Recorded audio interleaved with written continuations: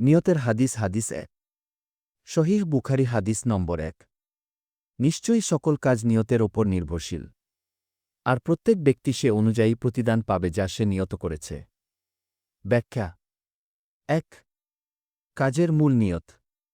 ইসলামে কাজের মূল্যায়ন কেবল বাহ্যিক কাজ দিয়ে হয় না, বরং সেটি কতটা আন্তরিকভাবে আল্লাহর সন্তুষ্টির জন্য করা হয়েছে তা দিয়ে হয়।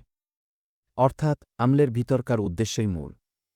উদাহরণ: কেউ নামাজ পড়ে মানুষকে দেখানোর জন্য, এটি রিয়া, প্রদর্শন এবং গুনাহ।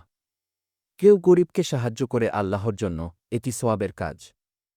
২ নিয়তে ভুল হলে কাজ বাতিল। নেক কাজ করার নিয়ত সঠিক না হলে কাজটি কবুল হবে না। এমনকি দুনিয়ার সাধারণ কাজও, যেমন ঘুম, খাওয়া, যদি সৎ নিয়ত থাকে, যেমন শক্তি অর্জন করে ইবাদত করার উদ্দেশ্যে, তাও সওয়াবের কাজ হয়ে যায়। ৩ নিয়তেই নিয়ন্ত্রণ করে ফলাফল।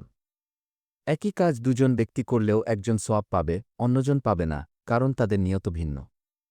উদাহরণ: একজন হিজরতের নিয়ত করেছে আল্লাহ ও রাসূলের জন্য, সে সওয়াব পাবে।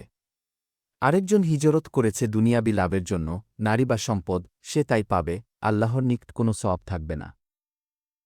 শিক্ষণীয় বিষয়: নিয়ত ঠিক না থাকলে আমল বৃথা। আল্লাহর জন্য খাঁটি নিয়তই সফলতা আনবে। জীবনের প্রতিটি কাজে সৎ উদ্দেশ্য রাখা জরুরি। ইমাম নব্বী বলেছেন, এই হাদিসটি ইসলামী জ্ঞানের এক তৃতীয়াংশ। এটি ফিকহ, আকবিদা ও আখলাকের মৌল ভিত্তি স্থাপন করে।